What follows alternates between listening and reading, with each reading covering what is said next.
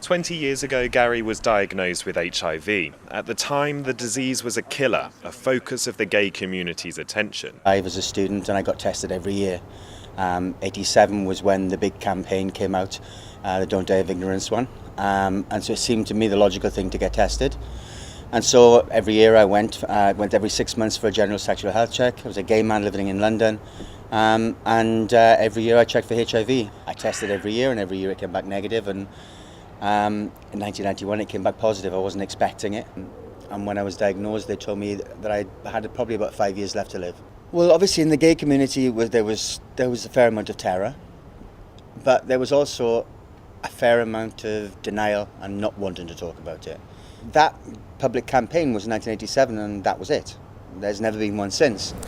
But since the era of those big public health campaigns, HIV rates in the gay community have been on the rise. In fact, in 2011, they reached an all-time high. It means that 1 in 10 gay men in London is living with HIV. Now that figure reaches 1 in 7 who are active in the gay scene, like here in Soho. So why is this? Have gay men become complacent about a disease which is now in the same medical category as diabetes? Well, it's an accusation that Terence Higgins Trust, one of the largest HIV charities, challenges. There's people who've been doing research over many, many years that shows that gay men aren't taking any more risks, haven't taken any more risks over time than they ever have. And let's face it, everybody takes risks at some point. In general terms, are gay men complacent? I really don't see it. But with condom use down 26%, not everyone in the field dismisses the idea gay men are taking more chances with their health. GMI Partnership provide mentoring and counselling to HIV-positive men in the capital. The men that we see in the community do seem to indicate that, they're just not that fussed because it's not a death sentence anymore. Well, actually, treatment's great. If it does happen to me, I'll be fine. I don't have to pay for it. I can get it on the NHS. All of those things add on. So it's not a sole reason, but I think saying that in isolation completely isn't a contributory factor. I think is a little bit out of touch. So without a unified view from the HIV support network, what's the bigger picture?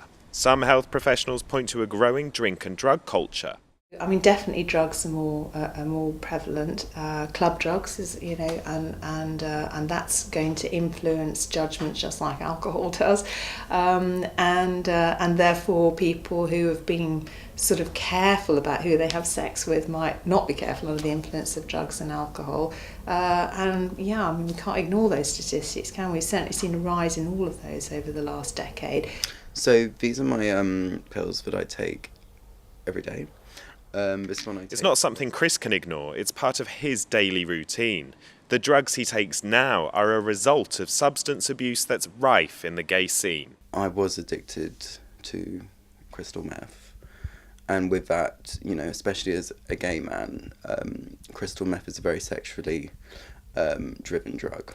I think that because I was in such a dark place, due to the drug abuse, it didn't really affect me until sort of a year later when I got sober, and I kind of then was left with the consequences of it.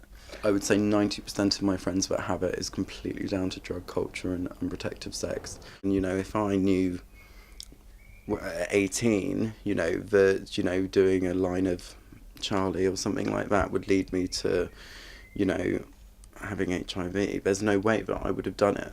Splits in the community have been noticed farther afield. Stuart Andrew is vice chair of the all-parliamentary group for HIV/AIDS.